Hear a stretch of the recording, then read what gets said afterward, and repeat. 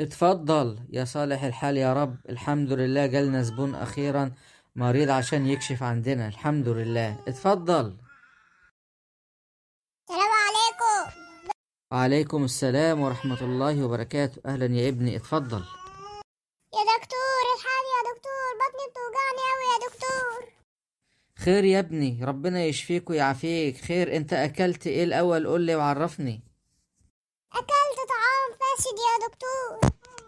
ايه؟ انت يا ابني أكلت طعام فاسد؟ شكلك أكلت كبدة فاسدة ولا ايه؟ ولا أكلت لحمة حمار ولا لحمة منتنة؟ لا حول ولا قوة إلا بالله. طب استنى يا ابني عليا كده على ما اجيب لك الكحل واجي. وإيه الدكتور الأهبل ده بقول له بطني يقول لي أجيب لك كحل؟ خلاص يا ابني، جبت لك الكحل، وكحل تمام 100%. كحل سعودي. يلا عشان احط لك الكحل في عينيك. إيه يا دكتور، بقول لك بطني، أنت تحط لي كحل في عينيا ليه؟ ايه؟ كحل في عينيا ليه وانت مش فاهم يا ابني؟